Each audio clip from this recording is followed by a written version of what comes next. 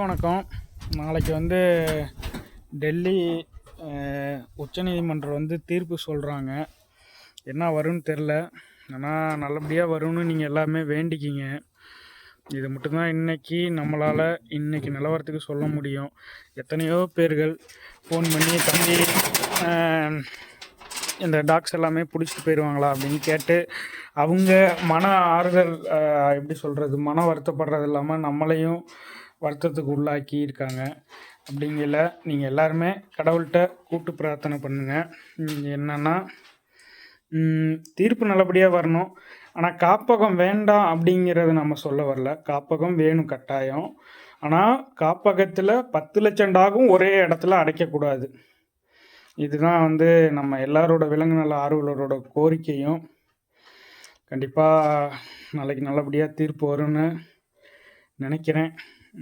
பார்க்கலாம். காப்பகம் வேண்டான்னு நாங்கள் சொல்லலை, காப்பகமே இருக்கக்கூடாதுன்னு சொல்லலை. காப்பகத்தில் 10 லட்சம் டாகையும் ஒன்றா அடைக்கக்கூடாதுன்னு தான் நாங்கள் சொல்கிறோம்.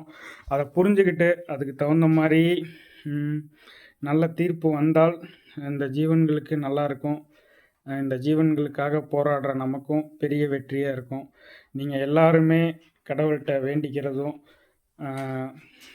இது மூலமாக தான் ஒரு நல்லது நடக்கும் அப்படின்னு சொல்ல தோணுது. ஆனால் நாளைக்கு தாங்க முடிவு தெரியும். நாளைக்கு தெருவில் இருக்க ஸ்டே டாக்ஸ் எல்லாத்துக்குமே உச்ச நீதிமன்றம் டெல்லியில் இருக்கிறதுக்கு தீர்ப்பு சொல்கிறாங்க. டெல்லியை கை வச்சிட்டா அடுத்து தமிழ்நாட்டை வந்துடுவாங்க. அப்படிங்கிற தமிழ்நாட்டுக்கு வரையில் எல்லா தெருவில் இருக்க டாகுமே போயிடும். நாளைக்கு டெல்லி என்ன தீர்ப்பு வருதோ அதை பார்த்துட்டு தான் இந்த வாயிலா ஜீவன்கள், தெருவில் சாப்பாடு கூட இல்லாமல் இருக்கவங்க, சாப்பாடே இல்லாமல் ஒரு வேளை சாப்பாட்டுக்கு அலைஞ்சு இறந்து போகிறாங்களா, இல்லை ஒரே நாளில் எல்லாத்தையும் கொண்டு போய் அடைச்சி கொல்ல போகிறாங்களான்னு தெரில. என்ன நடக்குன்னு தெரில. ஏதோ ஒன்று நாளைக்கு நல்லது நடக்குங்கிறத மட்டும் எனக்கு சொல்ல தோணுது. நன்றி, வணக்கம். நீங்களும் கடவுள்கிட்ட வேண்டிக்கிங்க நல்லது நடக்கணும்னு.